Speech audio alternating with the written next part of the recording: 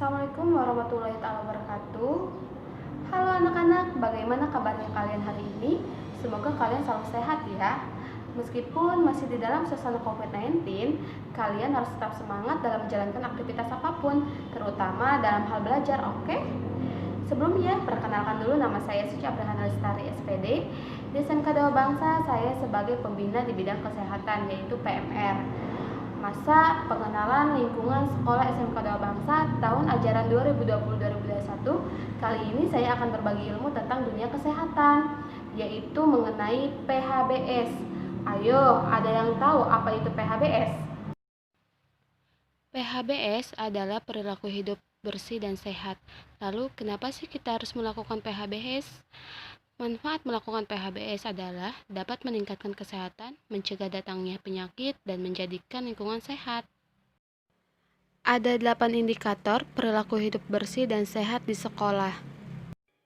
Indikator yang pertama, mencuci tangan dengan air yang mengalir dan memakai sabun. Manfaat mencuci tangan adalah untuk membasmi kuman dan bakteri penyebab penyakit. Penyakit yang timbul akibat tidak mencuci tangan ialah diare, cacingan, dan tipes. Kapan kita harus mencuci tangan? Yaitu dilakukan sebelum dan sesudah makan, setelah bermain, setelah memegang uang, setelah memegang binatang, setelah memegang benda-benda yang kotor, setelah kencing dan buang air besar.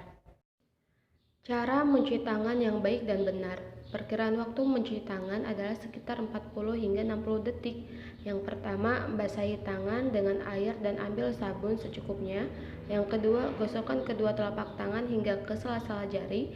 Yang ketiga, jangan lupa bagian belakang jari pakai teknik mengunci. Yang keempat, bersihkan juga bagian jempol luar dan dalam. Yang kelima, basahi tangan dengan air bersih untuk membilas sabun.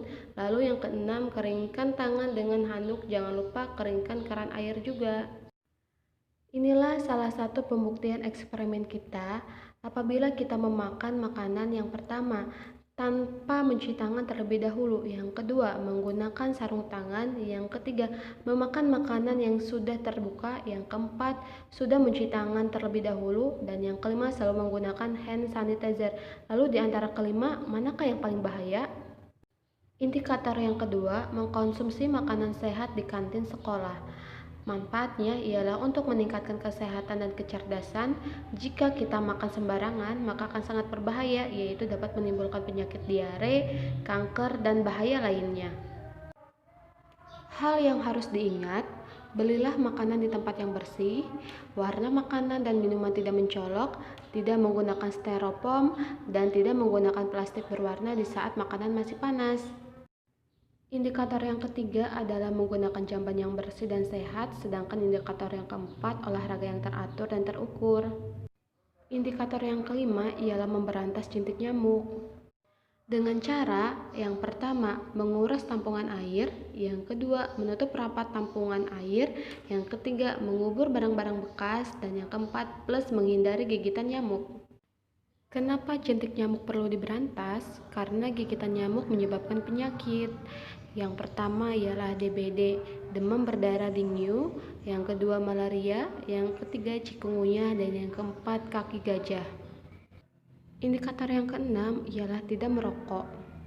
Satu batang rokok sama dengan racun. Hal itu dapat mengakibatkan merusak pada jaringan otak yang pada akhirnya membuat hidup menjadi stres. Masalah yang muncul bagi pelajar perokok, yang pertama, mengganggu prestasi belajar di sekolah, yang kedua, perkembangan paru-paru terganggu, yang ketiga, lebih sulit sembuh saat sakit karena rokok mempengaruhi sistem imun di dalam tubuh, yang keempat, kecanduan. Saat memutuskan berhenti merokok, maka gejala penarikan seperti depresi, insomnia, mudah marah, dan masalah mentalnya dapat berdampak negatif pada kinerja sekolah dan perilakunya.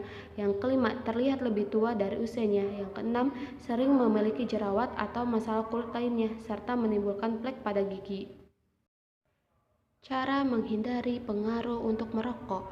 Yang pertama, hindari perkumpulan dengan teman-teman yang sedang merokok. Yang kedua, yakinlah bahwa rokok bukanlah satu-satunya sarana pergaulan. Yang ketiga, jangan malu mengatakan bahwa diri kita bukan perokok. Yang keempat, perbanyak mencari informasi tentang bahaya rokok. Yang kelima, hindari sesuatu yang tentang terkait rokok. Yang keenam, lakukan hal-hal positif lainnya seperti olahraga, membaca, atau hobi lainnya yang menyehatkan. Indikator yang ketujuh adalah menimbang berat badan dan mengukur tinggi badan setiap bulan. Manfaatnya untuk mengetahui pertumbuhan dan perkembangan status gizi. Indikator yang kedelapan ialah membuang sampah pada tempatnya. Sampah merupakan sarang kuman dan bakteri. Jenis-jenis sampah yaitu sampah organik, sampah non-organik, dan sampah B3. Selalu ingat 3R ya. Yang pertama reduce, mengurangi sesuatu yang menyebabkan timbulnya sampah. Yang kedua reuse, menggunakan kembali sampah yang masih dapat digunakan. Yang ketiga recycle atau daur ulang, memanfaatkan kembali sampah setelah diolah.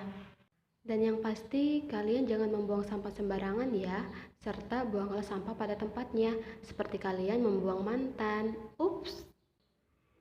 Mari kita melaksanakan PHBS dimulai dari diri kita. Dan ingat protokol kesehatan ya. Jangan lupa cuci tangan, memakai masker, dan jaga jarak. Terima kasih. Baik anak-anak, cukup sekian pembahasan materi mengenai perilaku hidup sehat dan bersih kali ini. Semoga apa yang saya sampaikan bisa lebih bermanfaat. Terima kasih. Wabillahi taufiq wal hidayah. Wassalamualaikum warahmatullahi wabarakatuh. Sampai jumpa kembali. SMK Doa Bangsa, jujur, ikhlas, amanah, hebat.